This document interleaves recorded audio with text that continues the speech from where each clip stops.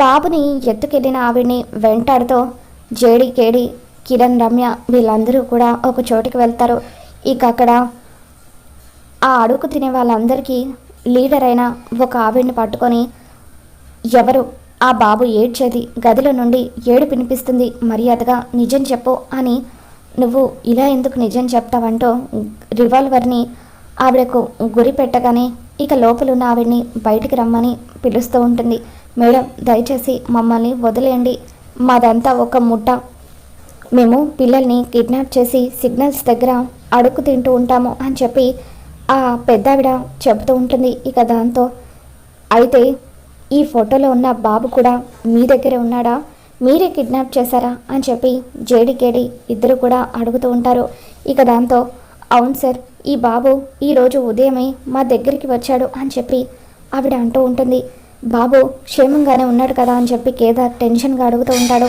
క్షేమంగానే ఉన్నాడు సార్ అని చెప్పి ఆవిడ అంటూ ఉంటుంది. ప్రస్తుతం ఈ బాబు ఎక్కడున్నాడు అని చెప్పి రాత్రి అంటూ ఉంటే, సాయంత్రం లోపు ఈ బాబుని అస్సాం పంపించేయమన్నారు అని అంటూ ఉంటే, అంటే బాబు ఇప్పుడైతే హైదరాబాద్లోనే ఉన్నాడనమాట అని చెప్పి దాత్రి అడుగుతూ ఉంటుంది. ఇక దాంతో, అవును మేడం, ఇక్కడే ఉన్నాడు అని ఆవిడ అంటూ ఉంటే, అయితే ఆ బాబు ఎక్కడున్నాడో మమ్మల్ని అక్కడికి తీసుకువెళ్ళు అని జేడి అంటూ ఉంటుంది. ఇక దాంతో, సరే మేడం, ఇప్పుడే తీసుకువెళ్తాను, దయచేసి నన్నేం చేయకండి అని ఆవిడ అంటూ ఉంటే, ఇక ఆవిడ చేతులకు సంఖ్యలు వేసి జేడికేడి ఇద్దరు కూడా తను చెప్పిన ప్లేస్కి తీసుకుని వెళ్తూ ఉంటారు. ఇంతకీ అసలు ఆ బాబుని నీ చేతిలో పెట్టింది ఎవరు అని చెప్పి జేడికేడి ఇద్దరు కూడా అడుగుతూ ఉంటే, యువరాజే ఆ బాబుని మా చేతుల్లో పెట్టి బాబుని చంపొద్దని చెప్పి ఎక్కడికైనా వేరే ఊరికి పంపించేయమని చెప్పారు అని అంటూ ఉంటుంది. ఇక దాంతో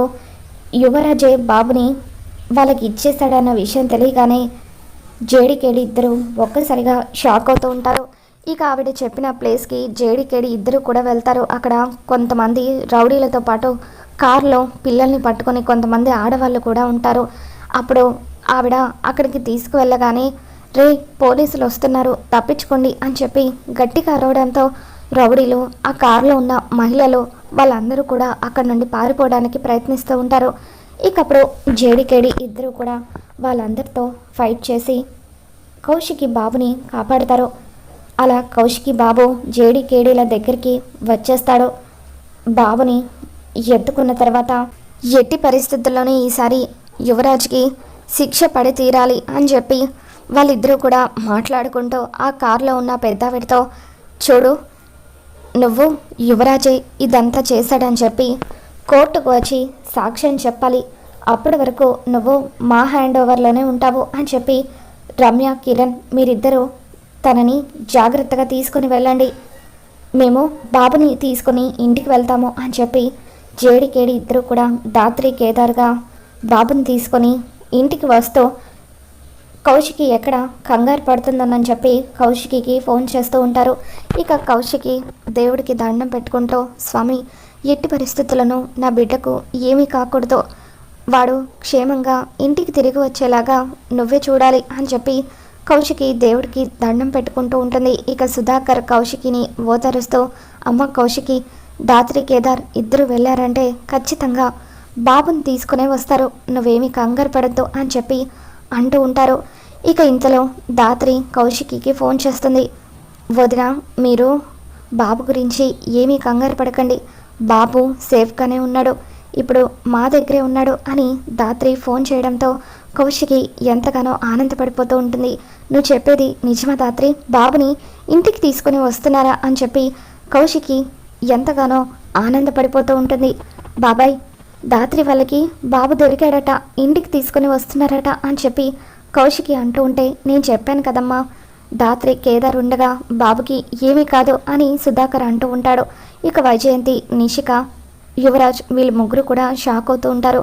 ఇదేంటి అబ్బోడా, వాళ్ళు మరో జన్మెత్తిన బాబు గురించి కనిపెట్టలేరన్నావు, కానీ ఆ దాత్రి కేదార్ ఇద్దరు కూడా బాబుని కాపాడి ఇంటికి తీసుకుని వస్తున్నారట, ఇప్పుడు కనుక నీ గురించి తెలిసిపోతే ఆ దాత్రి అస్సలు వదిలిపెట్టదు అని చెప్పి వైజయంతి టెన్షన్ పడుతూ ఉంటుంది. నేను అంతా కరెక్ట్గానే ప్లాన్ చేశాను, కానీ ఈ దాత్రి కేదార్ ఇద్దరు మామూలు వాళ్ళు కాదు, అక్కడెక్కడ ఉన్న బాబుని కూడా కనిపెట్టేశారు అని చెప్పి వాళ్ళు టెన్షన్ పడుతూ ఉంటారు.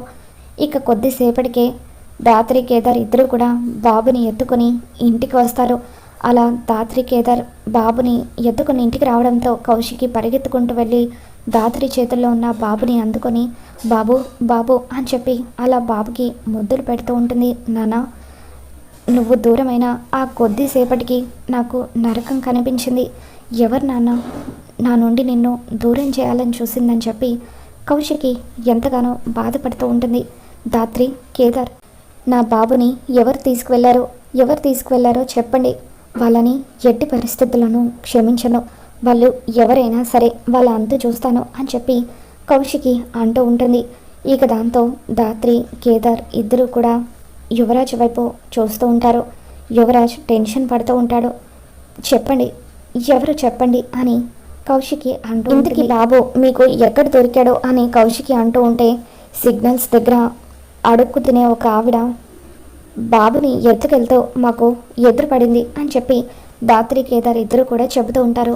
ఏంటి, ఒక అడుక్కునే ఆవిడ నా కొడుకుని తీసుకువెళ్ళిందా? కానీ ఆవిడ అలా ఇలా మన ఇంటికి వచ్చి తీసుకువెళ్తుంది అని కౌశికి అంటూ ఉంటే ఆవిడ తీసుకువెళ్ళలేదు వదిన, మన ఇంట్లో వాళ్ళే బాబుని తీసుకువెళ్ళి ఆవిడ చేతుల్లో పెట్టారు అని దాత్రి అనగానే ఎవరు ఆ పని చేసింది అని కౌశికి అంటూ ఉంటుంది. దాంతో యువరాజ్ అని చెప్పి దాత్రి అనగానే కౌశికి ఒక్కసారిగా షాక్ అవుతుంది. ఇక బాబుని తీసుకువెళ్ళి దాత్రి చేతుల్లో పెట్టి కౌశికి యువరాజ్ దగ్గరికి వెళ్ళి యువరాజ్ చెంప పగలగొడుతుంది. యువరాజ్, నా బిడ్డని ఎత్తుకుపోయి నా నుండి దూరం చేయాలని చూసింది నువ్వా అని చెప్పి కౌశికి యువరాజ్ రెండు చెంపలు కూడా వాయిస్తూ ఉంటుంది. చిన్నప్పటి నుండి నేను నా చేతులతో నిన్ను ఎత్తుకొని పెంచాను, నిన్ను ప్రాణంలాగా చూసుకున్నాను. అటువంటి నువ్వు నా బిడ్డని నా నుండి దూరం చేయాలని చూసావా అని చెప్పి కౌశికి అంటూ ఉంటుంది. లేదక్క, నేను అలా ఎందుకు చేయాలనుకుంటాను? ఈ దాత్రి కేదార్ ఇద్దరు కావాలని అబద్ధాలాడి నన్ను నీ ముందు బ్లేమ్ చేస్తున్నారు, నీకు నాకు మధ్య దూరం పెంచాలని చూస్తున్నారు అని చెప్పి యువరాజ్ అంటూ ఉంటాడు. దాంతో మా దగ్గర సాక్ష్యం కూడా ఉంది అని దాత్రి అంటూ ఉంటుంది. దాంతో ఏంటా సాక్ష్యం అని చెప్పి యువరాజ్ అంటూ ఉంటాడు. దాంతో దాత్రి తన దగ్గరున్న షర్ట్ పీస్ని యువరాజ్కి చూపిస్తూ ఉదయం నువ్వు కౌశికి వదిన రూమ్లోకి వెళ్ళి బాబుని ఎత్తుకొచ్చేటప్పుడు వదిన మేల్కోవడంతో ఎక్కడ వదిన నిన్ను చూసేస్తుందేమోనన్న భయంతో నువ్వు మంచం దగ్గర దాక్కున్నావు. అప్పుడు నీ షర్ట్ చినిగిపోయి ఆ మంచానికి ఈ పీస్ ఇరుక్కుంది.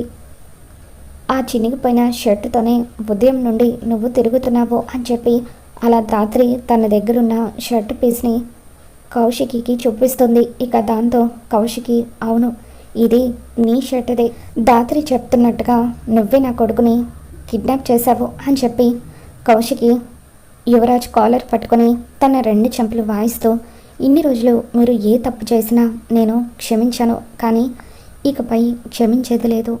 మీరు ఒక్క క్షణం కూడా నా ఇంట్లో ఉండడానికి వీల్లేదు అని చెప్పి కౌశికి యువరాజ్ని నిషికని ఇంట్లో నుండి గెంటేస్తూ ఉంటుంది.